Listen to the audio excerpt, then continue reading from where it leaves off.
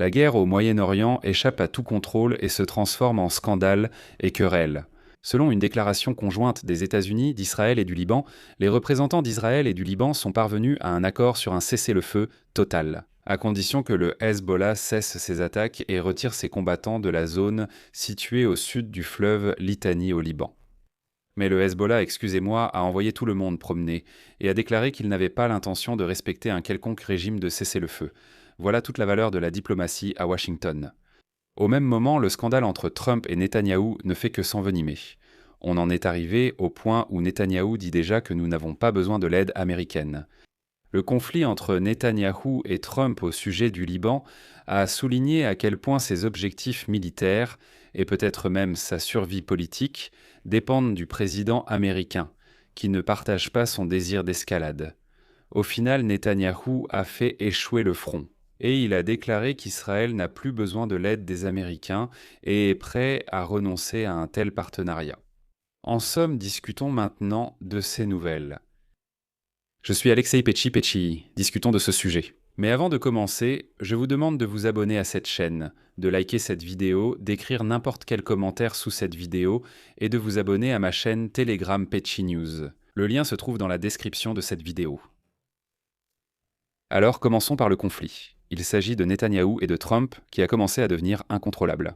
Le Premier ministre israélien, Benjamin Netanyahou, a esquivé les questions concernant le fait que le président américain Donald Trump l'a traité de fou furieux lors de leur dernière discussion, affirmant qu'il n'y avait entre eux que des divergences tactiques. Mais finalement, Netanyahou a craqué et a déclaré, je cite, « Nous n'avons plus besoin de l'aide des États-Unis d'Amérique ».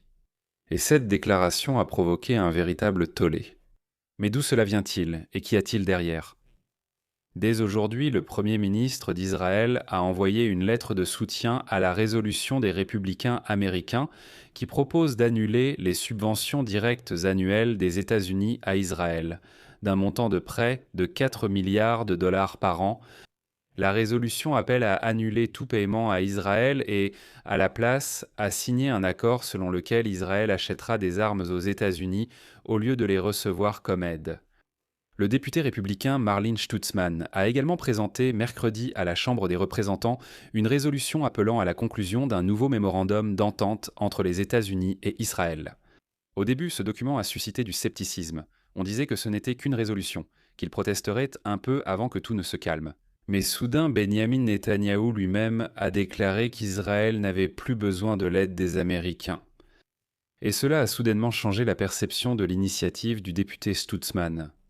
Au final, Netanyahou a déclaré, je cite, « Il est temps de passer du statut de bénéficiaire d'aide à celui de partenaire.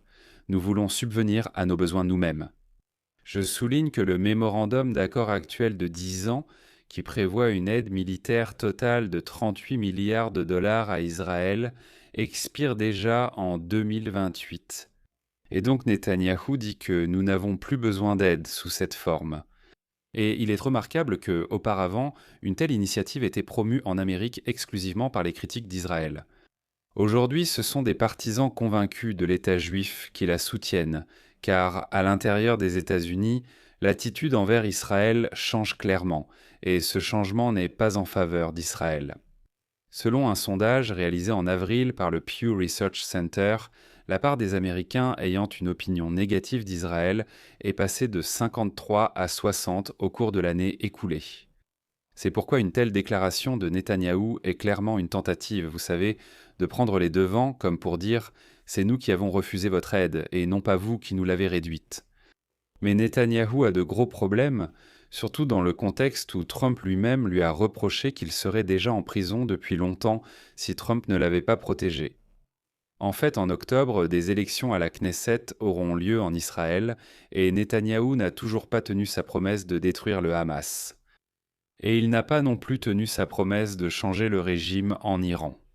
Et il fait l'objet de vives critiques à l'intérieur d'Israël en raison des attaques continues du Hezbollah. Et pour couronner le tout, il y a aussi le scandale avec Trump.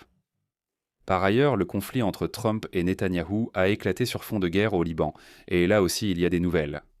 Selon une déclaration conjointe des États-Unis, d'Israël et du Liban, Israël et le Liban sont convenus d'un cessez-le-feu total à condition que le Hezbollah cesse ses attaques. et qu'il retire ses combattants de la zone au sud de la rivière Netanya au Liban.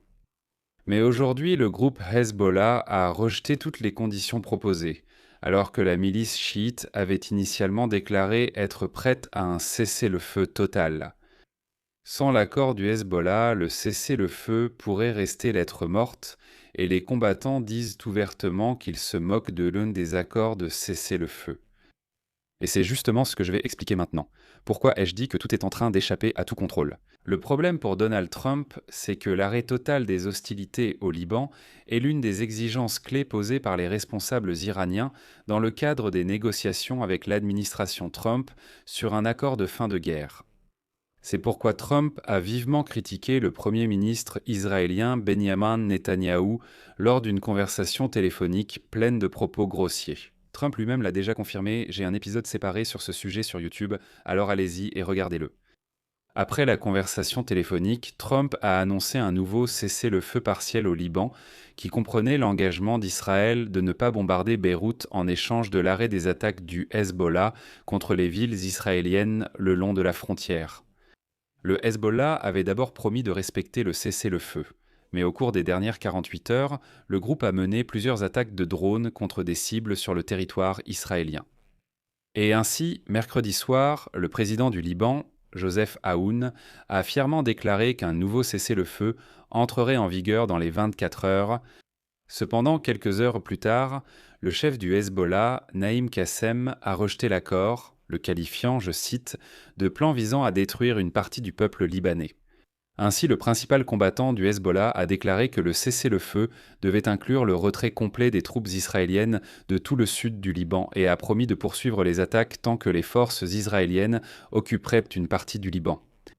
Et il est important de comprendre ici que si le Hezbollah rejette réellement l'accord et continue de lancer des roquettes et des drones sur le nord d'Israël, cela pourrait pousser Trump à donner à Netanyahou carte blanche totale. Feu vert pour l'escalade de la campagne militaire au Liban.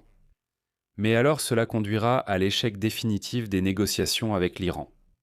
Et ici je tiens à souligner que dans le cadre de l'accord entre les autorités israéliennes et libanaises, les deux parties ont accepté de créer ce qu'on appelle des zones pilotes dans le sud du Liban, c'est-à-dire des îlots séparés où les forces armées libanaises, pas le Hezbollah, mais bien l'armée régulière doit prendre le contrôle exclusif de ces territoires et garantir l'absence de présence du Hezbollah. En échange, les forces de défense israéliennes retirera ses troupes de cette même zone. Et si cela fonctionne dans les zones pilotes, alors les deux pays sont prêts à parvenir à un accord global sur la paix et la sécurité, et dans ce cas, il est fort probable qu'Israël se retirera réellement du Liban. Et ainsi, dans une déclaration conjointe, Israël et le Liban ont confirmé qu'ils n'avaient aucune intention hostile l'un envers l'autre et se sont engagés à poursuivre des négociations directes afin de renforcer la confiance, de résoudre toutes les questions en suspens et de travailler à un accord global entre les deux pays. Mais il semblerait que tout va bien et que tout est parfait. Mais le Hezbollah a clairement déclaré « Nous nous moquons de vos accords. En réalité, nous vivons pour la guerre. S'il n'y a pas de guerre, il n'y aura pas de Hezbollah. » Il s'avère donc que la guerre au Moyen-Orient échappe à nouveau à tout contrôle. L'Iran exige la fin de la guerre au Liban. Le Hezbollah dit « il n'y aura pas de fin ». Israël, en conséquence, continuera cette guerre. Et Trump, partant de là, ne pourra conclure aucun accord avec l'Iran. Cela s'appelle un zugzwang, quand chacun de tes mouvements ne mène à rien d'autre qu'à la défaite. Je vais mettre des points de suspension ici. Donnez votre avis, écrivez vos conclusions dans les commentaires sous cet épisode. Abonnez-vous à la chaîne, cliquez sur la cloche et n'oubliez pas de mettre un like. Si vous souhaitez soutenir le travail de cette chaîne YouTube, vous pouvez le faire financièrement en faisant un don via les liens et les coordonnées dans la description de cette vidéo ou via le code QR affiché à l'écran. Je vous serai reconnaissant pour votre soutien. Et, les amis, je vous rappelle que j'ai désormais un juriste YouTube exclusivement ukrainophone. Donc, si vous souhaitez recevoir des informations en ukrainien, le lien vers cette chaîne se trouve dans la description de cette vidéo. Allez-y et abonnez-vous sans faute. C'est tout pour aujourd'hui. Prenez soin de vous. Au revoir à tous.